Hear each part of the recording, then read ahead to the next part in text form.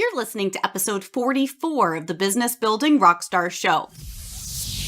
You're listening to the Business Building Rockstars Show, where your host, Nicole Holland, gets the lowdown from today's most talented, inspiring, and successful entrepreneurs on what it really takes to reach rockstar status.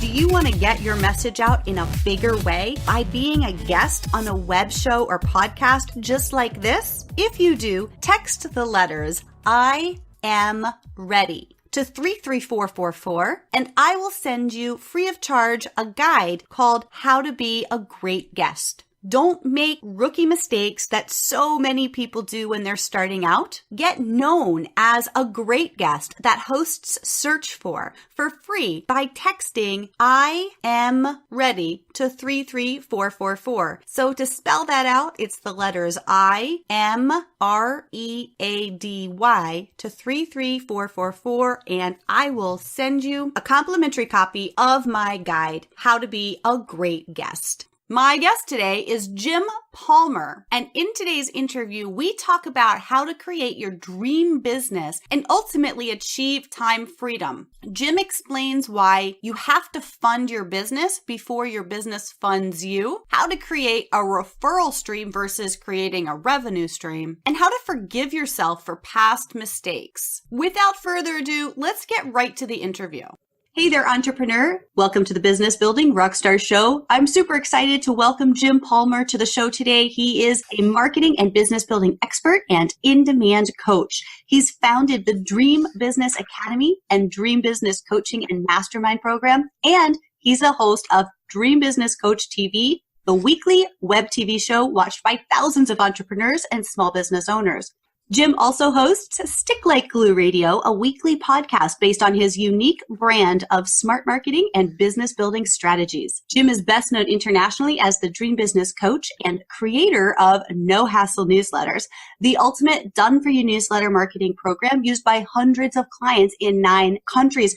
Jim, welcome to the show. Thanks for joining me. How you doing, Nicole? You know, when I saw Business Building Rockstars, anything with Rockstar, I knew I had to be on that program. Yeah, and it sounds like business building as well. They've got quite a bit going on there. Do you want to fill in the blanks? That was a little high-end, high overview profile of yourself, but tell us what else you're up to. Well, I started my business in 2001, my first business after facing some unemployment, 15 months of unemployment. I had cancer at the time. 2001 was not a great year.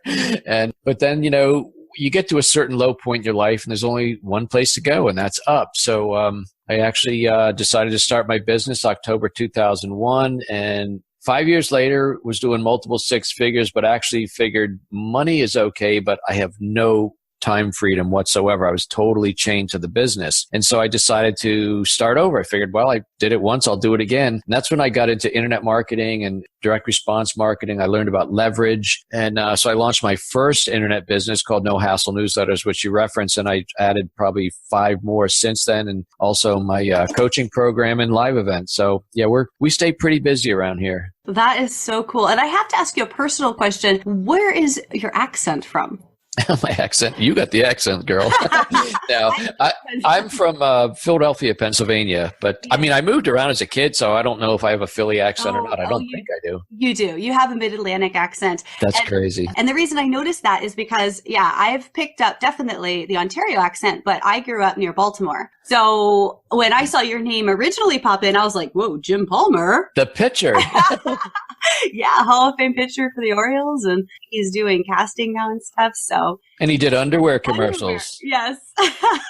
That's not me. No, we had actually, back in the early 90s, I actually had dinner with him. So did you? Yeah, it's him and his wife at a charity event that we went to for actually childhood cancer. Wow. And so, yeah, I thought that was kind of funny and kind of ironic that you have that similar accent, even though you're a completely different Jim Palmer. Awesome. So internet marketing and all that kind of came about later in the coaching.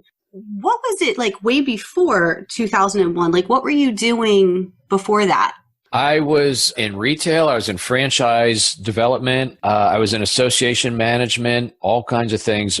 Always involved in marketing, but I really had a pretty diverse career for the first 20 years. You know, I had set a goal that I wanted to be a VP by the time I was 40, and I did make that. And then a year after that, when I was 41, is when my position was eliminated with the company I was with. And that started me on the whole unemployment journey, which preceded starting my business. Yeah, I'd love to talk a little bit more about that because I think a lot of people can really relate. And one of the fun things about this show is I bring on guests that are rocking it now, but it's really important to remember that it wasn't always that way. And my listeners are in that struggle. They're hustling, they're starting a business, or they're thinking about starting a business, and it's tough. And I hear time and time again, and I'm sure you do as well, well, I'm not seeing the proof.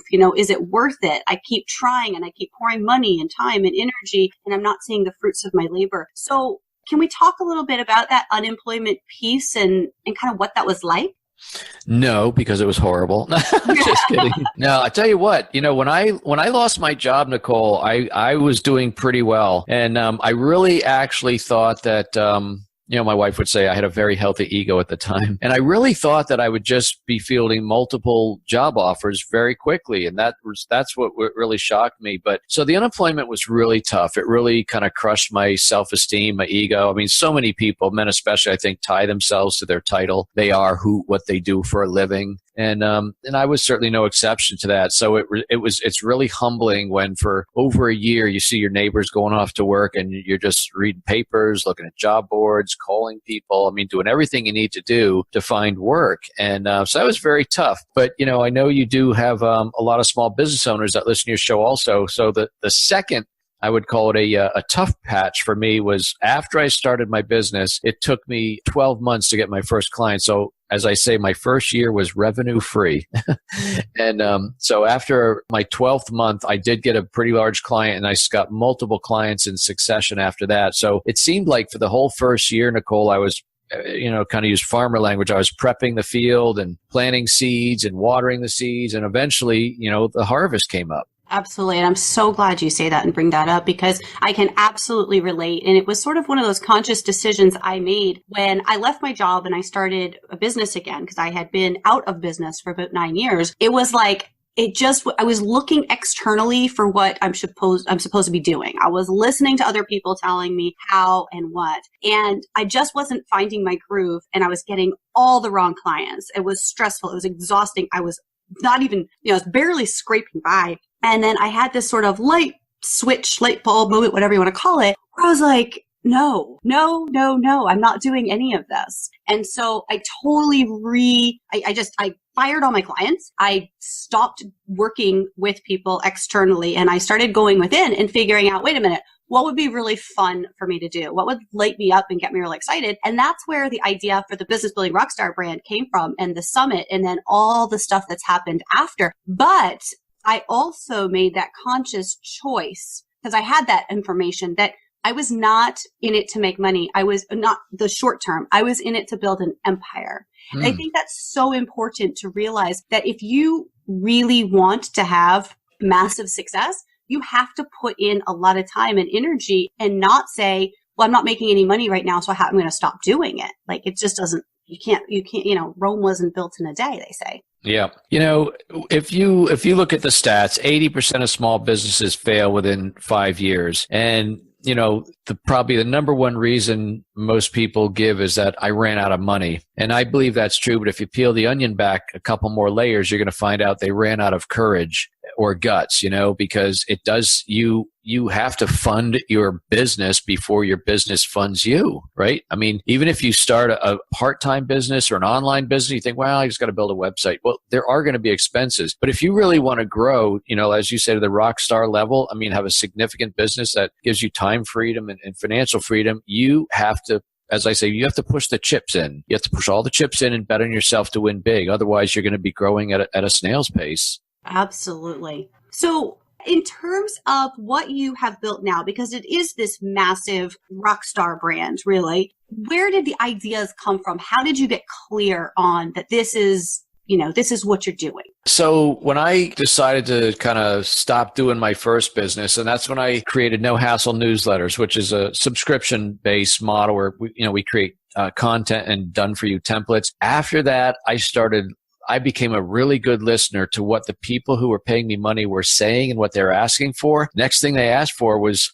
how do we get them printed and mailed? I mean, so I could have just referred a printer that I knew, or I could create a revenue stream. That became my mantra. Every time somebody asked me for something, I'd say, I can create a referral or I can create a revenue stream, So I created my print and mail on demand service. I then was getting into social media in 2011 or so, and was doing pretty well. And people said, how do you create all that content? And so I created No Hassle Social Media, which is a content program for blogging and Facebook and LinkedIn. And from there, I just kept going. There were additional businesses based on what I was doing. I started creating training programs, how to sell from the stage like a pro. MARS, which stands for Magnetic Attraction Retention System. People then said, hey, Jim, you create so many articles and things for your business and for newsletters. And, can you recommend a writer? So I created the No Hassle Custom Article Generator. So now I'm a conduit to my writing team and I write articles. And, there's not a lot of money in article writing, but those people get to know me and then they find out about my other stuff and they'll join my other programs. And so then what happened is just kind of like this thing that just keeps this, like a deck of cards, keeps fanning out. And then in 2007 or so, people were saying, gosh, look at all these things you're doing. How do you do that? And that's when I started my coaching program. And I would say that really caught fire about 3 years ago, maybe 4 years ago. And I started doing my live events and word just started getting around and my coaching program kept growing. And that's when I started using language before I actually created the brand. I talk about, I'm going to help you create a dream business and a dream business. And I go on to, and I actually, so I trademarked, the dream business and dream business coaching and dream business TV. So that's kind of my moniker, if you will. But it wasn't like I had the forethought to do it all. I'm just moving along as I go and looking for the things that are working. And I do believe a good brand will make or break the business, so I'm all about branding. That's a lot of what I do with my clients. Yeah, definitely. And I really appreciate how the brand has evolved. Like you were doing things based on what you were hearing, and that was bringing in more money. And the more you did what people wanted, the more you were bringing in more money. And then you were using language, and that then became the brand. And a lot of times people think, oh, I've got to create a brand. It's like sometimes when you're trying to create a brand from your brain before you actually have a business, it's actually, in my opinion, it's a bit it's not as effective as it could be. My original brand, I loved it. And I had a logo done and it was beautiful. And it was like, I loved it. I went and ordered travel coffee mugs and pens and bags, all kinds of swag. And it was such a great brand. But it wasn't me. And so when I decided to rebrand, I thought, you know what? I am the brand and it's my message. And in this day and age, people want to do business with people. And so, okay, how are we going to do this? And legitimately, it was like I took a picture of myself in my house against a blue wall where I did all of my interviews for the Business Building Rockstars Summit in 2015. And I took it into PicMonkey. I started picking colors out of it and I made my palette from that. So it's like, I think, and even in my messaging, it's my messaging. And I love that you bring that up, that it's the things that what people were asking for, the words that you were using and what you were doing, that is how your business has evolved, and that it wasn't overnight, that it happened over years of continuing to move forward in the direction that you were called. The other part of that, having, a rock star image, is there's a time when people, as they're getting started, just in social media, for example, Nicole, they might be posting quotes of people they resonate with, right? So, it could be Jim Rohn, it could be anybody. When you finally make the transition from quoting others to coming up with your own quotes, your own language, that's when you're getting somewhere. Yeah. So, what I do is I have all these expressions, and I've actually invested in like 2 foot by 3 foot banners that when I do my live events, they're all over the place. I don't have other people's quotes. One of the things I say to my coaching clients, stay focused, kick all distractions to the curb, and sleep a little less if you have to. Thank you. Yep. I have another one. It's only an expense if it fails to produce a return on the investment. One that, check this one out. Gross is for vanity, net is for sanity. So anyway, I have all these sayings, but when you start promoting your own stuff and people will requote your stuff, that's when you're really making an impact. Yeah, that's so cool. And it's funny because I remember that point where I was sitting there and I was like, I can't use a quote of my own. Like, what do I don't know what to say. I don't know what people would want. And now it's like so easy to pull quotes from like, interview or something where I create something and people are like, whoa, that really speaks to them. And I'm like, okay, cool. Yep. And I love too that you've got some quotes about what you just said, because a lot of the entrepreneurs that I interview, I would say most entrepreneurs that I interview or that I read will say, oh, you need to get your sleep and you need to do this and you need to do this. And my whole message is you got to do what works for you. And, for me, do I want to be working like insane amounts of time in the day? Actually, I was going to say no, but to be completely honest, yes, because it's fun. And right now I know I'm building something long term. So if that means that I sleep a little less, in this phase, it's for that long-term gain and that ROI and that net later on where I'm building the systems and I'm building the process and I'm building the content so that in some years' time, I don't have to. Well, that's right. I mean, there's an expression, highly successful people are willing to do things that other people are not willing to do so they can live the life that other people won't be able to live, right? And so I've written 6 books in 6 years. And how I do that is when I get into a book writing mode. I mean, it took me 18 months to write my first book. I wrote the last 2 in 60 days. But what that looks like is me getting up at 4 a.m. or maybe 4:30 latest and working for 2 solid hours. I don't turn on Facebook, email, TV, nothing. I come down and I write because that's my most creative time because I have almost nothing else going on in my head except my book. And my wife would tell you most times are like that, but you know what I mean? So it's totally focused, creative time. And then I'll go walk the dog. I might exercise or shower and eat breakfast. And then I put in my regular day. So I find that time, whether it's 5 days a week or 6 days a week, that's like, anywhere from 10 or 12 to maybe 18 hours a week. And if I do that for 2 months, I can write a book. But a lot of people don't want to do that. They can't get up at 4:30 because they're staying up till midnight watching Game of Thrones or something else on Netflix. Right. It's so important, Jay, the focus.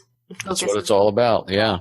To the outcome that you want. I love it. So if you were to go back 10 years, if there were, time travel, and you were going to tell something to your younger self, give yourself the best advice you could, what would that be? Don't be afraid to invest in yourself, meaning get into a mastermind group or work with a coach and do it before you think you're ready.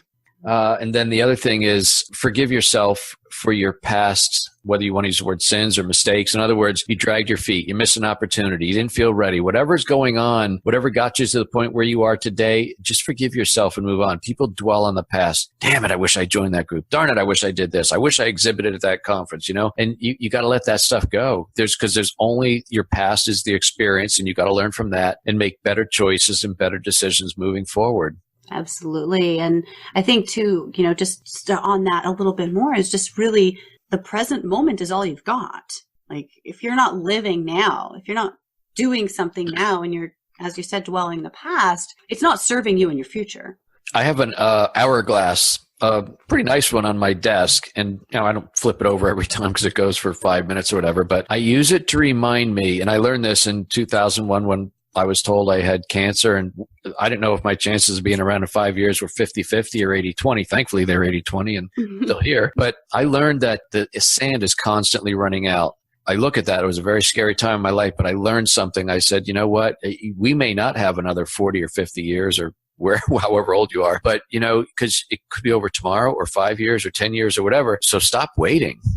Stop waiting for it to get easier. Title of one of my books, stop waiting for things to get perfect before you pull the trigger, because the sand will run out eventually, and then you're going to just have regrets. Absolutely. So powerful. So Jim, tell me, do you have any favorite online tools that help you do your business and to the level that you are doing it? This is such an embarrassing question. I get this often because, my kids will see me. My kids are all grown, but they come visit, and I'm very big into my iPad. Well, what kind of apps you got? I says, well, I got like Gmail and a calendar.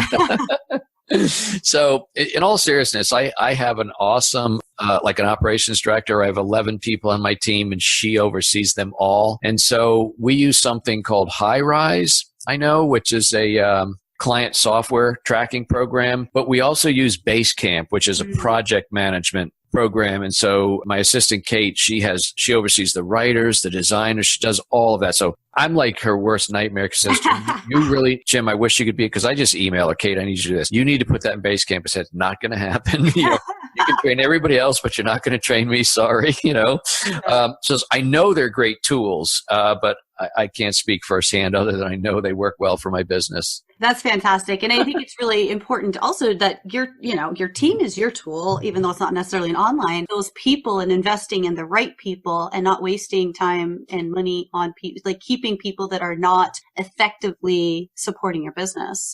Exactly. Yep. And, so I learned that lesson in my first business. I wanted something other than a nice income. I wanted time freedom. And so I do hire and I train. And most importantly, I empower smart people to take care of all the task-oriented stuff. And I focus on my coaching clients. And that's it. I don't want to say menial labor, but I don't do things that I could hire somebody for $10, $20, or $30 an hour to do. Mm-hmm. Absolutely. Awesome. Well, that's a great point. And so you've got so many books, but do you have a book that's been profound for you in your life that you would recommend? Dan Kennedy wrote a book called No BS Direct Marketing, which is phenomenal. That was like the first, he's got several books, but it really opens your eyes to a different way of doing things, a different way to do your business. But Dan writes in a very no BS way. It's kind of like I learned how to write like that. I'm very conversational like you are, but I write books just like I'm talking. So I really resonated with that book. If you want to, there's no holds bars. For example, one piece of advice, if you're going to hire anybody, they better contribute to your profits. We're not here to create a business so we can have jobs and employees. The only reason to have somebody on your team is they are contributing to the profit. Otherwise, you don't need them. It's hard stuff like that sometimes it's the kind of swift medicine you need. It really is. Because having definitely taken on wonderful people that they just were not contributing to the bottom line. In fact, it wound up being for me, when I had the wrong people, it's like another job. Like my job was to get them to do a job, which was taking me so much more away from what I needed to be doing than if I would have just done it all myself. And so it's like this conundrum, because you don't want to do it all yourself. You want to get people to do it for you so you can really focus on your zone of genius, as they say. But then it's like, well, hiring, becomes, it's tough. It's tough to find people that really are invested and that are really great and that are those smart people who are go-getters. And so definitely it's good medicine, that swift kick in the butt, to remind people, like, don't waste time, energy, and money keeping somebody on because they're nice. Exactly. No way. That ain't happening around here, I'll tell you that. Awesome. So before we wrap up, do you want to let our listeners know where they can get more information about you, what you've got going on right now, and how they can get in touch? Yeah, so the home base would be getjimpalmer.com, www.getjimpalmer.com. From there, you can connect to the videos, the podcasts, the blogs, all my books, my courses. If you want to learn more about my coaching program, those links, everything kind of stems off of getjimpalmer.com.